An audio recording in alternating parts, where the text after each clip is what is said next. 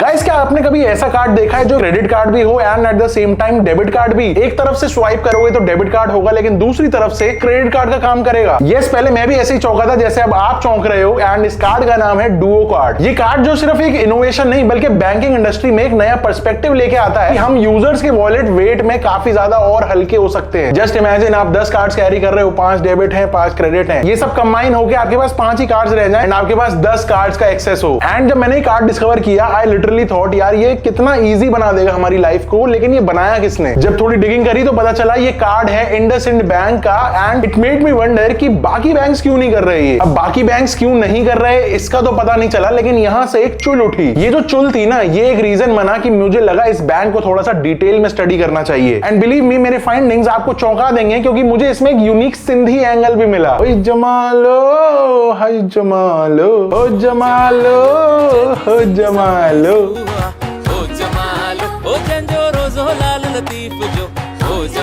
क्योंकि मैं सिंधी हूं तो मुझे तो रिलेटेबल लगा ही लगा, लेकिन आपको भी काफी ज्यादा इंटरेस्टिंग लगेगा। इसलिए रिक्वेस्ट करूंगा कि वीडियो पूरी लास्ट तक देखना, बहुत इंटरेस्टिंग लगेगी। सो रिसेंटली मुझे अपनी पर्सनल बैंकिंग के लिए एक अकाउंट चाहिए था, क्योंकि मेरा एग्जिस्टिंग अकाउंट जिस बैंक में था वहां पे लास्ट कुछ महीनों से ट्रांजैक्शंस डिले होने स्टार्ट हो गए, सर्विसेज स्लो हो गई एंड कस्टमर सपोर्ट बिल्कुल ही बकवास। एंड माइंड इट, मैं यहाँ पे सरकारी बैंक की बात बिल्कुल नहीं कर रहा हूँ। आजकल लगता है कि प्राइवेट बैंक्स भी धीरे धीरे सरकारी बैंक के टोन पे आते जा रहे हैं। अब मैंने इंडसइंड बैंक को ट्राई करने का सोचा एंड स्टार्टिंग में तो यार हर प्राइवेट बैंक के साथ ट्रांजैक्शन स्मूथ ही होता है, लेकिन मुझे ये लगा कि इस बैंक के साथ जो स्टोरी लगी हुई है ना, वो मुझे काफी इंटरेस्टिंग लगी एंड मुझे लगता है इसके ऊपर बात करनी चाहिए। तो चलो फिर शुरू से शुरू करते हैं। 1994 में सिर्फ 100 करोड़ रुपीस की कैपिटल के साथ ये इंडसइंड बैंक स्टार्ट हुई। उस टाइम पे अगर आप देखोगे ना तो पब्लिक का जो ट्रस्ट लेवल था वो काफी कम था प्राइवेट बैंक्स के लिए। पब्लिक ज्यादा सरकारी बैंक्स की तरफ झुकती थी। बेसिकली पब्लिक को लगता था कि गवर्नमेंट बैंक थोड़ी सेफ है, ज्यादा इजियर कनेक्ट है, जो तब शायद प्राइवेट बैंक्स में थोड़ा मिसिंग लगता था। उस टाइम पे ज्यादातर जो प्राइवेट बैंक्स थी ना वो कॉर्पोरेट यूजर्स की तरफ थी एंड रिटेल कस्टमर ज्यादातर गवर्नमेंट की तरफ ही जाते थे। जिनको नहीं पता यहाँ पे बता दूं, रिटेल कस्टमर्स बैंकिंग की लैंग्वेज में हम जैसे आम लोग हो गए जिनका एक कोई करंट अकाउंट खोलना है, किसी का कोई सेविंग अकाउंट खोलना है। लेकिन जो कॉर्पोरेट्स हैं वो कंपनीज के लिए अकाउंट्स खोलते हैं जिसमें लाखों करोड़ों रुपए के डेली के ट्रांजैक्शन होते हैं। उन अकाउंट्स को वो कॉर्पोरेट में क्लासिफाई करते हैं। तो यहाँ पे हिंदुजा ग्रुप के जो फाउंडर है श्रीचंद पी हिंदुजा, इन्होंने एक डिफरेंट विजन सोचा। इंडिया को एक ऐसे प्राइवेट बैंक की जरूरत थी जो कॉर्पोरेट के साथ साथ रिटेल कस्टमर्स के लिए भी इक्वली एक्सेसिबल हो। लेकिन मार्केट को देखोगे ना तो एक नए बैंक का एस्टैब्लिश होना किसी भी मार्केट में बिल्कुल आसान नहीं है। जो ऑलरेडी एग्जिस्टिंग प्लेयर्स होते हैं, पहले से एस्टैब्लिश जो बैंक्स होते हैं किसी भी मार्केट में या किसी भी कंट्री में,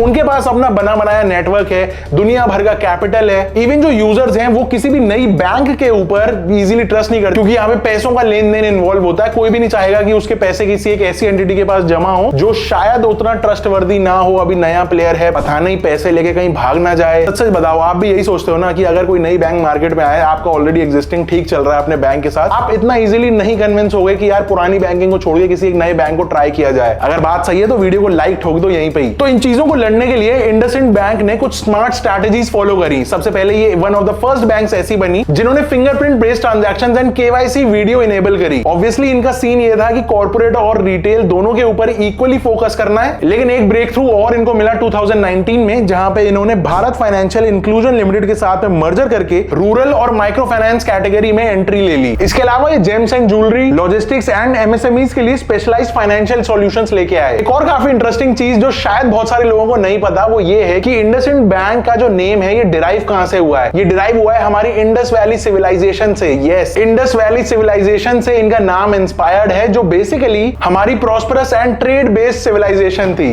इंटरेस्टिंग इजंट इट? मतलब पहले दिन से इनका जो फोकस था वो strong growth and business expansion पे था। एंड यहीं से ये एक स्ट्रॉन्ग पॉइंट निकल के आता है इनका सिंधी बिजनेस माइंडसेट। अब आप ये वीडियो देख रहे हो एक चैनल पे जिसका नाम है सरकास्टिक सिंधी, एंड आप में से बहुत सारे लोगों को पता होगा कि ये जो हमारी सिंधी कम्युनिटी है ना, इनको इंडिया में एक बिजनेस सेवी एंड रिस्क टेकिंग माइंडसेट के लिए जाना जाता है। अब देखो, पार्टीशन के बाद सिंधीज के पास कोई सेपरेट स्टेट नहीं थी, लेकिन ट्रेडिंग और बिजनेस एक ऐसी चीज थी जिससे सिंधीज ने अपना ये स्ट्रॉन्ग नेटवर्क बना लिया। सो यस, हिंदुजा ग्रुप एक सिंधी एम्पायर है जो हमेशा ग्लोबल बिजनेस एक्सपेंशन और स्मार्ट इन्वेस्टमेंट्स के ऊपर फोकस करते रहते हैं। खासकर इंडसइंड बैंक का जो स्ट्रॉन्ग प्रेजेंस फाइनेंस है वो आप वहां पे देखोगे जहां पे इंडिया का ट्रेड सबसे ज्यादा है, जैसे कि Dubai, London, Hong Kong, Singapore. James and jewellery financing में भी ना इनका एक मेजर रोल है जो स्मॉल बिजनेसेस एंड ट्रेडर्स के लिए एक स्ट्रॉन्ग सपोर्ट बन के आता है। आ बैंक सिंधियों जी सोच वारी है, ग्लोबल थिंकिंग, लोकल ट्रस्ट। लेकिन ये सिर्फ एक कम्युनिटी बेस्ड बैंक नहीं है, ये एक फॉरवर्ड थिंकिंग प्राइवेट बैंक है जो हर business owner, entrepreneur and professional के लिए इक्वली बेनिफिशियल है। तो पर्सनली मेरे लिए काफी प्राउड ये बात है, मुझे काफी अच्छा लगा ये। इन अब बात आती है चैलेंजेस की। तो देखो,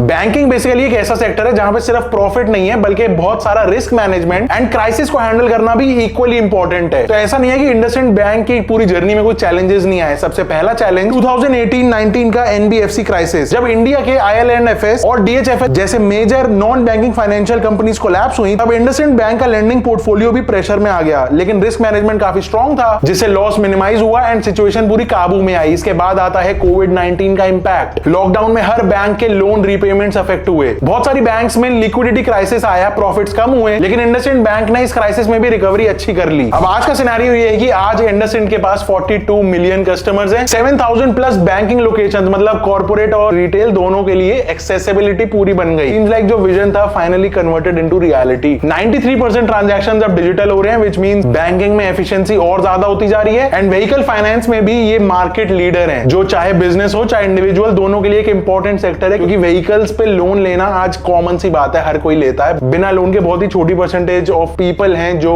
व्हीकल्स परचेज करते हैं। आपने वैसे लोन लिया अपने व्हीकल पे या फिर फुल कैश खरीदा? कमेंट करके बताना। करंटली देखो तो इनका फोकस अब ग्रीन बैंकिंग पर है and wealth management and NRI banking के अंदर भी ज्यादा एक्सपेंशन हो रहा है। अब हर बैंक का अपना एक तरीका होता है ग्रो करने का। कोई लेगेसी बैंक्स होते हैं जो अपनी पुरानी हिस्ट्री के साथ चल रहे हैं, और कुछ नए प्लेयर्स मार्केट को अग्रेसिवली कैप्चर करने में लगे रहते हैं। सो मुझे ये फील हुआ कि इंडसइंड ना एक बीच का मॉडल है जो लेगेसी एंड इनोवेशन को मिक्स करके एक प्रॉपर बढ़िया सा फ्रेम बना के यहाँ पे मार्केट में प्ले कर रहे हैं। यस, हर बैंक में ऑपरेशनल फ्लॉज होते हैं एंड इंडसइंड बैंक भी परफेक्ट नहीं है, लेकिन डिपेंडेबल यस डेफिनेटली है। जो लोग fast banking and digital efficiency को वैल्यू करते हैं उनको डेफिनेटली एक बार ट्राई आउट करना चाहिए। वैसे आपका अकाउंट कौन सी बैंक में है एंड आपका एक्सपीरियंस कैसा है अपनी बैंक के साथ, वो आप नीचे कमेंट करके बता सकते हो, जिससे हमारी जो भी कम्युनिटी ये वीडियो देखेगी उनको पता चले कि भाई कौन सा बैंक अच्छा परफॉर्म कर रहा है, कौन सा नहीं। एंड इसी तरह से विचारों का आदान प्रदान चलता रहता है। सो इस वीडियो में इतना ही था। अगर ऐसे और कंपनी रिलेटेड वीडियोस आपको चाहिए हो तो नीचे आप कमेंट करके बता सकते हो एंड सब्सक्राइब जरूर करते हुए जाना। मैं मिलता हूं आपसे अगली वीडियो में। Until next time, stay safe, stay सही एंड गुड बाय।